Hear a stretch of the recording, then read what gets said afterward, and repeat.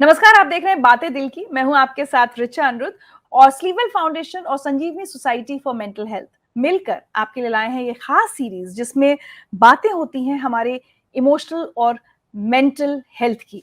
और बहुत सारे ऐसे मुद्दों पर हम चर्चा करते हैं जिनका सीधा संबंध हमारी मेंटल हेल्थ से होता है, लेकिन कई बार हम उसको अपनी रोजमर्रा की भागदौड़ की जिंदगी में इग्नोर कर देते हैं, जो कि नहीं करना चाहिए।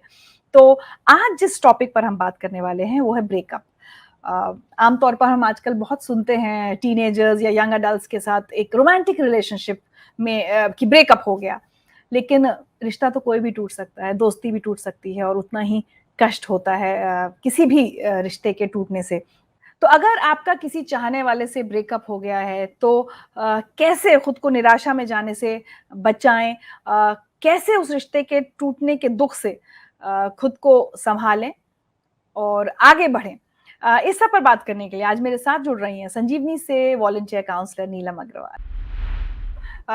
ब्रेकअप आजकल ये शब्द हम बहुत कॉमनली सुन रहे हैं रिलेशनशिप्स में, खासकर जब शादी से पहले लोगों की रिलेशनशिप्स होती है तो ब्रेकअप शब्द अब तो फिल्मी गानों में भी ब्रेकअप मेकअप लगा के ब्रेकअप हो जाता है। आप पहले मैं चाहूंगी अगर हमारे लिए ब्रेकअप को डिफाइन कर पाए और किस किस तरह के रिश्तों में, रिलेशनशिप्स में ब्रेकअप हो जाता है आजकल। जैसे से ये तो आपको भी पता है कि रिश्ते हमारे लिए बहुत ही हमारे जीवन का एक अहम हिस्सा होते हैं। एंड चाहे वो कोई भी रिश्ता हो, या माँ बाप से हो, या बहन भाई का हो, दोस्ती का हो, या फिर प्रेमी प्रेमिका का। और इन रिश्तों में जब थोड़ा सा भी बदलाव आता है नेगेटिव वे में, तो तकलीफ होती है एंड बहुत तनाव में आ जाते हैं। और जब हम ब्रेकअप की बात करते हैं तो एक तो ब्रेकअप को इसके बारे में ज्यादा बातचीत नहीं की गई और बहुत ज्यादा इसको सीरियसली नहीं लिया गया। खासकर हमारी सोसाइटी में, हमारे आसपास के एनवायरनमेंट में जब आप देखते हो तो इतनी सीरियसली इस टॉपिक को नहीं लिया गया कि ठीक है भाई ब्रेकअप हो गया, चलो आगे बढ़ो। इस तरह का यूजुअली एक कैजुअल सा एटीट्यूड है। लेकिन अगर देखा जाए तो एक ऐसे रिश्ते की बात कर रहे हैं जिससे हमारा बीता हुआ कल जुड़ा हुआ है, आने वाले कई पल जुड़े हुए हैं, और हमारे आज में तो उसकी बहुत बड़ी जगह है उस रिश्ते की।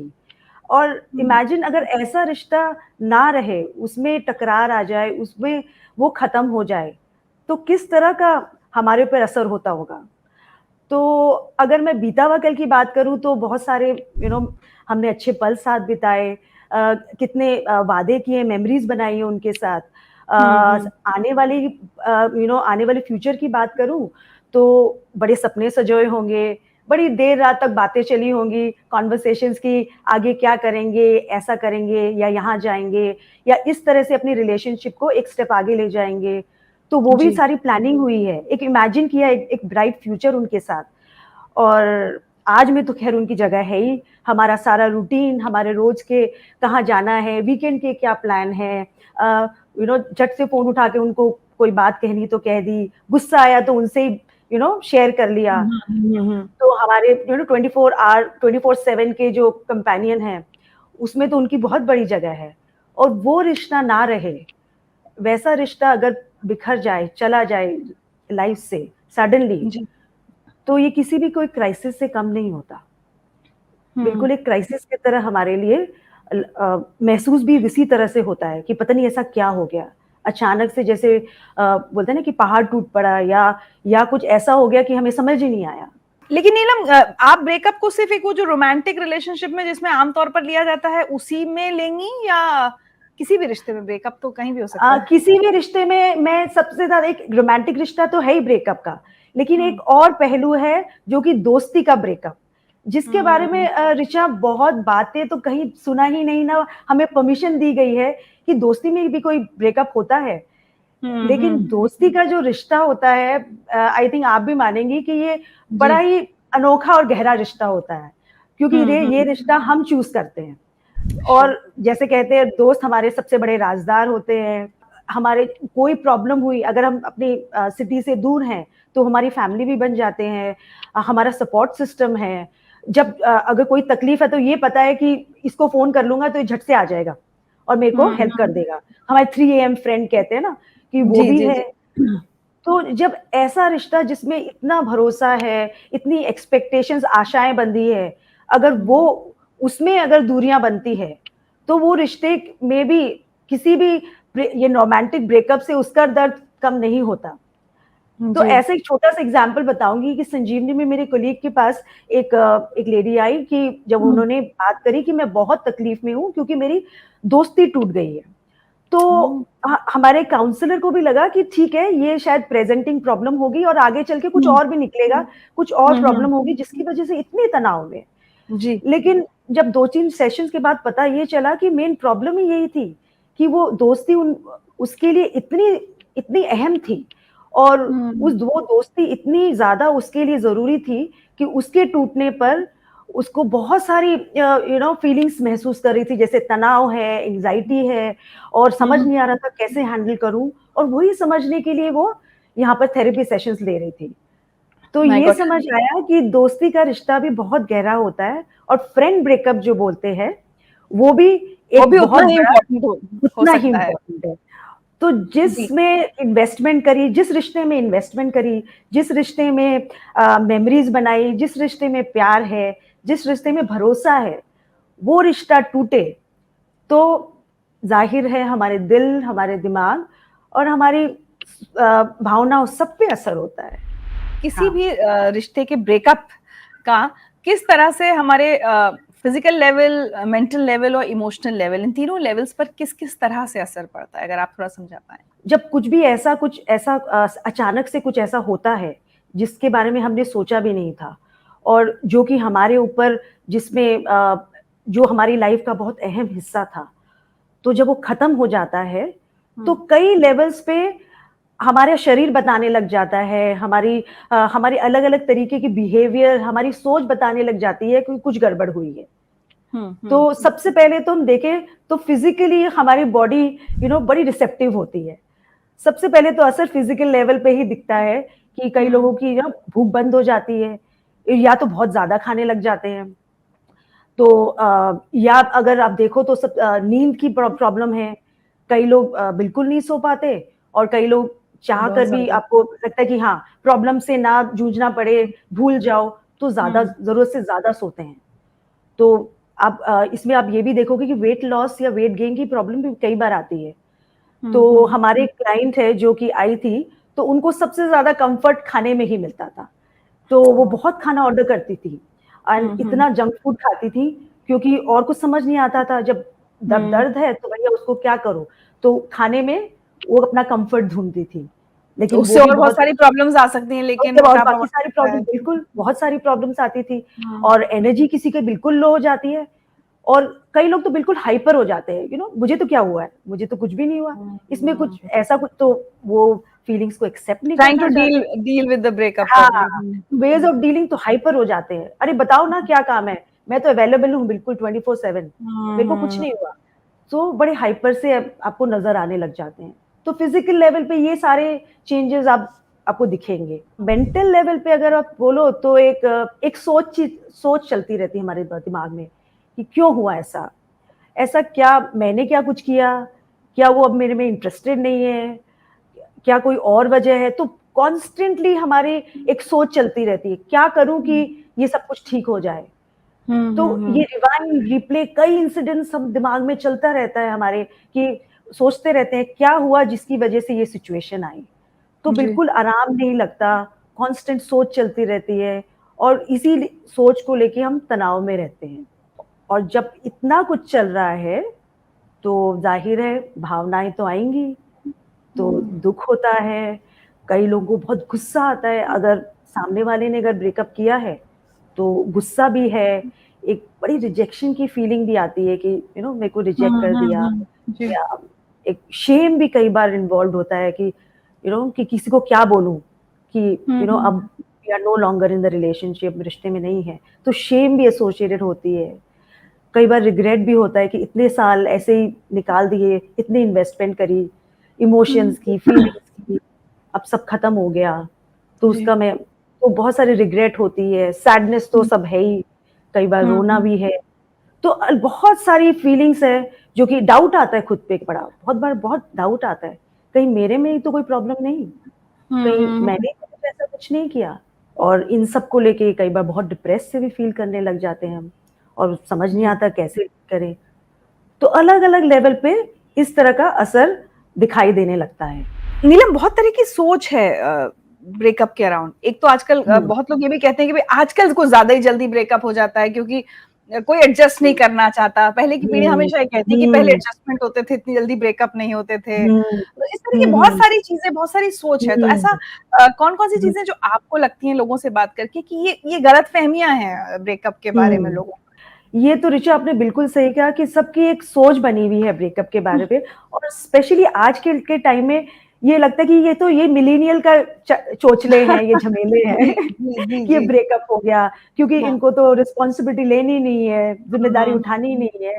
लेकिन ऐसा नहीं है। मैं तो हम्म उल्टा ये कहूंगी कि आजकल के समय में और तकलीफदेह है क्योंकि सब कुछ आपके सामने है। पहले जब रिश्ता होता था ऋचा, तो बड़ा छुप छुपा के होता था कि आपके हम्म आपके अगल बगल वालों को भी नहीं पता कि एक्चुअली आप कोई रिलेशनशिप में है। अब चुप चुप आपके पेरेंट्स को तो खैर पता ही नहीं होता था। हम्म। लेकिन अब तो क्या रिलेशनशिप स्टेटस भी अब डाला जाता है, आप फेसबुक पे देखते हो रिलेशनशिप स्टेटस भी है कि मैं हूँ रिलेशनशिप में या नहीं हूँ।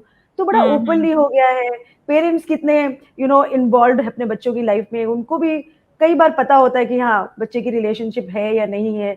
पुरानी मेमोरीज निकाल के देख लो तो इंस्टा पे पिक्चर ही फोटो क्लिक कर पॉप होके आ जाएगी कि पुरानी मेमोरीज में। आप समझ सकते हैं कि कितना मुश्किल है आजकल के टाइम जी। में, अगर ब्रेकअप कर लिया तो कितना मुश्किल है उसको भूल पाना या उससे हम्म। दूरी बनाए रखना। जी। तो अगर गलतफहमियों की बात करूं तो एक जेंडर को लेके बड़ा है कि अगर मेन है तो हम्म भैया इसको मैंने ये जल्दी मूव ऑन हो जाएगा, इसको ज्यादा फर्क नहीं पड़ेगा। तो एक हम्म जेंडर को लेके ये बड़ा एक मिथ सा चलता है। हम्म लेकिन ये बिल्कुल सही नहीं है हम्म। क्योंकि तकलीफ तो दोनों को होती है।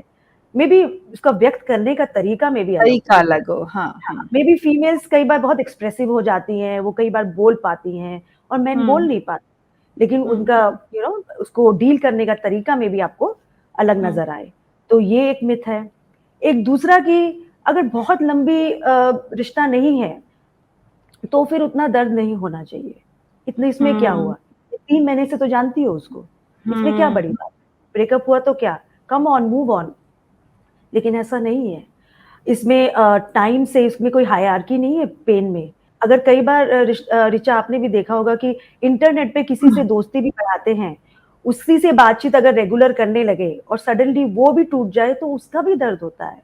तो जी। ये तो फुल फ्लेजेड रिलेशनशिप थी और हम्म। आप हमें पता भी नहीं है उसमें कितनी इन्वेस्टमेंट हुई है, कितना एक हम्म दूसरे की जरूरतें पूरी हो रही थी, तो हमें पता नहीं हम्म। है। टाइम फ्रेम से दर्द का कोई रिलेशन कोई नहीं है, लेना देना नहीं। कोई लेना देना नहीं है। तो ये थोड़ा ध्यान में रखने की जरूरत है। दूसरा एक और कि बहुत सारी सोसाइटी हमारी यू नो पुराने हमारे एंसेस्टर्स ने या हमारी सोसाइटी ने बताया कि कोई भी रिश्ता बनाओ तो उम्र भर का होना चाहिए। अगर नहीं है तो फिर वो मैंने कहीं में फेल हो गई। सो ये भी ध्यान रखें कि हर रिश्ता उम्र भर का नहीं हो सकता। कई बार हम्म। कई रिश्ते अगर उम्र भर रखें तो शायद वो हमारे लिए और हमारी टॉक्सिक हो हमारी सकता मेंटल हेल्थ के लिए शायद ठीक ना हो। मे बी है। उस रिश्ते की उम्र उतनी ही थी।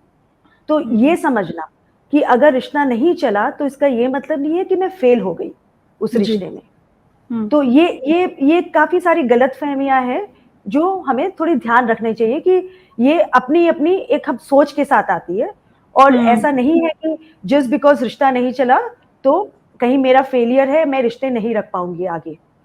तो ये इन इन बातों का हम थोड़ा ध्यान रखें, तो हमारे लिए अच्छा होगा।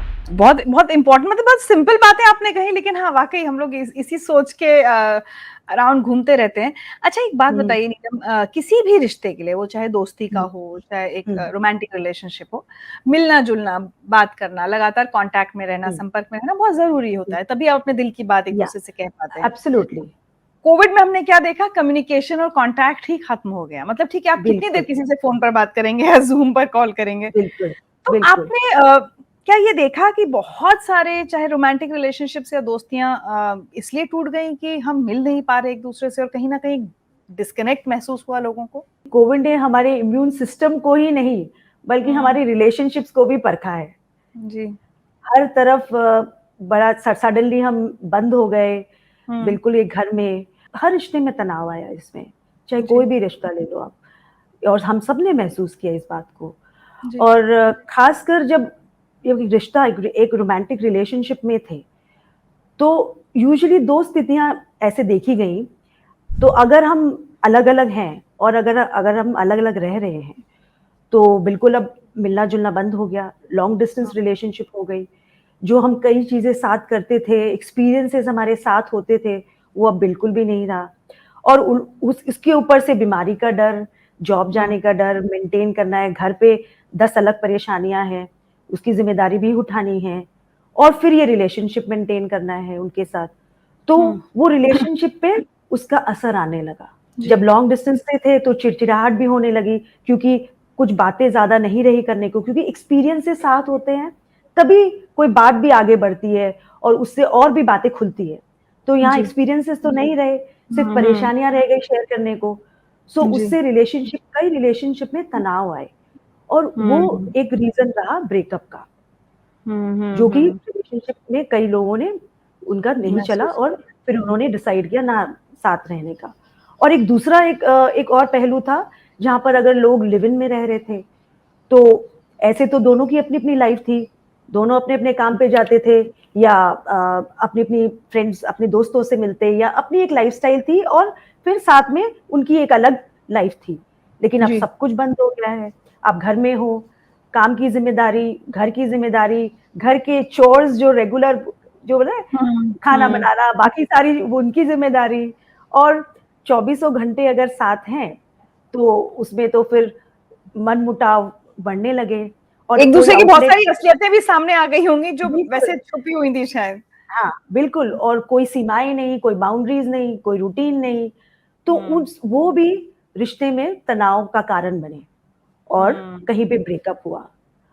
और एक बात और ऐड करना चाहूँगी ऋचा, लेकिन जब इस समय ब्रेकअप हुआ, वो बहुत मुश्किल था। बिकॉज़ यूजुअली जो ब्रेकअप के साथ हम डील करते हैं कि बाहर चले गए, दोस्तों से मिल लिया, अपने लिए कुछ कर लिया, वो सारी एवेन्यूज़ तो बंद हो गए। ऐसे ही हम अकेलापन है और साथ में और ये लोनलीनेस क्योंकि रिश्ता खत्म हो गया तनाव में। तो इस समय जो ब्रेकअप हुए उससे उभरने में भी बड़ा समय लगा, क्योंकि जी, बड़ा जी, मुश्किल टाइम था ये। तो जी। ये सब कारण दिखे। मैं ये नहीं कहूँगी कि सारे रिश्तों में ही तनाव आए या ब्रेकअप हुआ, बट अगर स्टैटिस्टिक देखें, तो ब्रेकअप्स ज़्यादा हुए इस समय। जैसे जी। स्टैटिस्टिकली ब्रेकअप्स काफ़ी हुए और इसका रीज़न तो जैसे हमने बात करी है, इसके अलावा भी कई रीज़न्स हैं, क्योंकि तनाव है, बाकी सब कुछ कितने सारे तनाव हैं, अपने सबसे पहले तो इन्फेक्शन का ही है, कि मुझे इन्फेक्शन ना हो जाए। बहुत घरों में ऐसा होता है कि एक एक टीनेजर बच्चा है या एक यंग हुँ, अडल्ट है, उनका हुँ। ब्रेकअप हुआ और कई बार अच्छा। क्या होता है पेरेंट्स या कोई मतलब होता है ना आस-पास हुँ, या कोई दोस्त कुछ ऐसी बातें कह देते हैं और आपको भी पता हुँ, होगा आपने कई बार ब्रेकअप्स के बाद सुसाइड तक की खबरें सुनी हैं। हुँ, क्योंकि हुँ, बहुत सीरियस हो जाता है मैटर पूरा। तो मुझे हुँ, लगता है हुँ, कि अगर किसी यंग अडल्ट या टीनेजर है कोई और उसका ब्रेकअप हुआ है, तो घर हुँ, के लोगों को, पेरेंट्स को, भाई-बहनों को, हुँ। दोस्तों को किस तरह की भूमिका निभानी चाहिए उस समय, उसको सपोर्ट करने के लिए? सो ऋचा, ये बहुत अच्छा सवाल है और क्योंकि आजकल के टाइम में ये सवाल और भी महत्वपूर्ण हो जाता है, हुँ, क्योंकि आजकल के टाइम में आप भी शायद चेंज देख रही होंगी अगर आप अपने बच्चों के साथ रिलेशनशिप देखते हो, तो थोड़ी ओपननेस आ गई है। जी। आपको पता होता है कई बार कि हाँ, बच्चा अगर रिलेशनशिप में है या नहीं है या कुछ हुँ, हुआ है उसकी ज़िंदगी में, तो हमें पता रहता है। हुँ, लेकिन कई बार क्या होता है ऋचा, एज़ पेरेंट हमारी एक बड़ी नेचुरल स्वाभाविक इंस्टिंक्ट है कि हम झट हुँ, से अगर बच्चा तकलीफ में है, तो हम झट से जंप कर जाते हैं कि भैया उसको प्रोटेक्ट करना है हुँ, और उसको हुँ, बचाना है उस तकलीफ से। तो हम हमारी एक नेचुरल टेंडेंसी है कि भैया कुछ हेल्प कर दें उसकी ताकि ये दर्द उसका कम हो जाए। इन इन भावनाओं में बह के कई बार हम ऐसा कुछ कर जाते हैं कि उसका असर कुछ और ही होता है, जो कि नहीं होना चाहिए, उस तरह का असर होता है। आज मैं पहले बात करूँगी कि हम क्या ना करें एज़ पेरेंट्स, एज़ उसके बच्चों का सपोर्ट में जो हैं, वो हुँ, किस चीज़ बातों का ध्यान रखें। हुँ, तो सबसे पहले कि फिक्स करना, कि एक बड़ी आदत होती है पेरेंट्स में कि मैं फिक्स कर देती हूँ या मैं फिक्स कर दूँगा। हमारी एक बड़ी आदत होती है कि ये प्रॉब्लम है, चलो इसका सॉल्यूशन निकालो। उस मोड में बिल्कुल ना जाएँ। क्योंकि अब ये बच्चा बड़ा हो गया है, इसकी अपनी एक सोच है, अपनी एक जी, समझ है और एक बहुत ही सेंसिटिव टाइम है उसके लिए। ये बहुत ही तकलीफदेह टाइम है उसके लिए ये रिलेशनशिप उतनी ही जरूरी थी कि जितनी भी और कोई रिलेशनशिप हो। तो फिक्स करने की कोशिश ना करें, क्योंकि अगर ऐसा करेंगे तो बच्चा को थोड़ी दूरियां, शायद वो दूरियां बना ले कि नहीं, ये माने इतना कोई इजी नहीं है कि आपने बोल दिया और ये हो गया। तो ये कोशिश करें कि फिक्स करने की कोशिश ना करें। और दूसरा ये कि कई बार क्या होता है कि हमें लगता है कि अगर कुछ उसके पार्टनर या एक्स के बारे में कुछ ऐसा बोलेंगे कि हाँ वो तो थी बड़ी तेज, या वो था ही बड़ा ऐसा, अच्छा ही हुआ, नहीं हुआ तो ब्रेकअप हो गया तो ठीक ही हुआ, जल्दी संभल गए, कई बार हम उस सिचुएशन को नॉर्मलाइज करने के लिए ऐसी बातें कर लेते हैं, ऐसा कुछ बोल देते हैं उसके एक्स पार्टनर के बारे में। तो इससे भी थोड़ा बचें, ये भी ना कहें, क्योंकि अभी का समय वो पर्सन, वो पार्टनर या वो रोमांटिक रिलेशनशिप और बहुत उसके लिए इम्पोर्टेंट रहा है या रही है, तो उसके बारे में कुछ ऐसा सुनना उसको बिल्कुल पसंद नहीं आएगा। तो हाँ, सो इन बातों का ये जरूर ध्यान रखें। तो ये 2 चीजें हैं जिसका हम ध्यान रख सकते हैं कि हम क्या ना करें और क्या करें। उसमें ये है कि उसको ये जरूर जताएं कि मैं आपके साथ खड़ी हूँ या खड़ा हूँ, अगर तुम्हें मेरी जरूरत है तो मैं आपके साथ हूँ।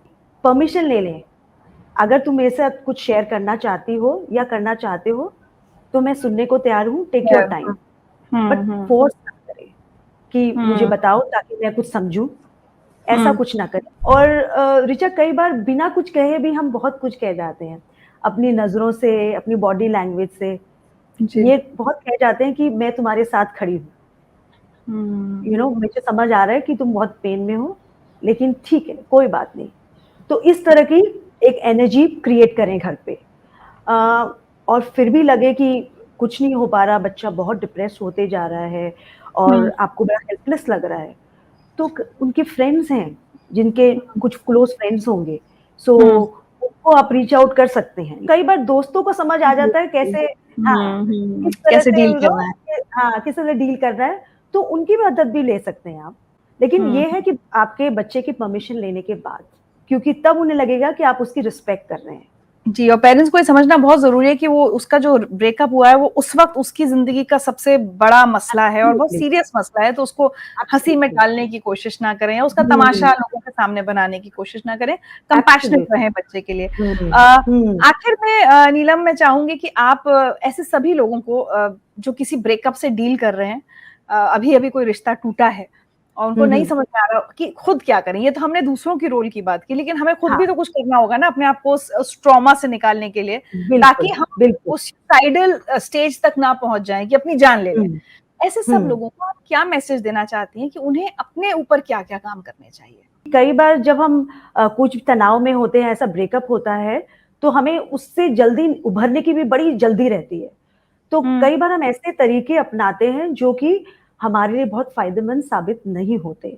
तो हम पहले उस तरीके की थोड़ी सी बात करेंगे कि हम निकलना तो चाहते हैं उससे, किंतु बड़ा टेम्परेरी होते हैं, वो टेम्परेरी रिलीफ कई बार प्रोवाइड करते हैं ना कई चीजें, कि भैया अभी मुझे बहुत परेशानी हो रही है, तो मुझे तो कुछ ऐसा बता दो कि मुझे आराम आ जाए। कई बार देखा गया है कि जब एक रिलेशनशिप खत्म होती है तो बहुत जल्दी हम उस दर्द या उस अकेलेपन को दूर हटाने के लिए हम एक दूसरी रिलेशनशिप में चले जाते हैं।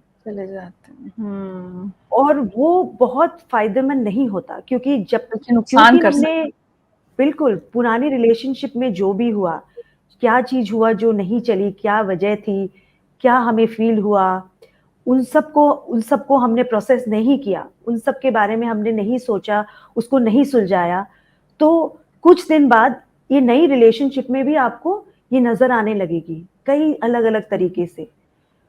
तो ऐसा ही कुछ हुआ जब हमारे पास संजीवनी में एक क्लाइंट आई और उसकी प्रॉब्लम ये थी कि मैं अपने रिश्ते नहीं रख पाती। क्यों मैं अपने रिश्ते नहीं रख पाती? तो जब बातचीत हुई तो पता चला कि 3 महीने पहले एक रिलेशनशिप खत्म हुआ था एंड उसके महीना भर बाद ही, क्योंकि बहुत अकेलापन महसूस कर रही थी, अपने बारे में बिल्कुल अच्छा नहीं लग रहा था और उस पर्सन पे भी गुस्सा आ रहा था जिसने रिलेशनशिप तोड़ी, तो उसको दिखाने के लिए अपने लिए एक दूसरी रिलेशनशिप में बहुत जल्दी उन्होंने एंटर कर गई। कुछ समय बीता और 1-2 महीने बाद इस रिलेशनशिप में भी सिमिलरली प्रॉब्लम्स आने लगी जो पिछले रिलेशनशिप में भी आ रही थी। तो ये समझ आता है कि इतनी जल्दी ना करें एक रिलेशनशिप में जाने की। इट्स बेटर कि पहले वाली रिलेशनशिप को थोड़ा समय दें, उसे उभरने का समय दें और उसके बाद ये स्टेप लें। ठीक है। एक और भी कई बार देखा गया है डिस्ट्रैक्शन का। डिस्ट्रैक्शन कुछ तो ठीक है कई हद तक, लेकिन कई बार हम ओवरबोर्ड हो जाते हैं, पूरे समय सोशल मीडिया पे लगे हुए हैं, पूरा समय उसी में बिता रहे हैं, या अल्कोहल कंज्यूम ज़्यादा कर रहे हैं ताकि हम अपना पेन को थोड़ा-सा दबा सकें। भूल आजकल तो पाए। ड्रग्स की भी कई ड्रग्स भी यूज़ होने लगा है। या बहुत ज़्यादा काम करने लग जाते हैं कि अपने को बिल्कुल भी थोड़ा-सा भी समय नहीं देते कि अगर समय देंगे तो सोचना पड़ेगा और कुछ याद आएगी, तो लगे रहो। ये सारे सेल्फ हार्म के तरीके हैं, जो अपने आप को हम हार्म कर रहे हैं।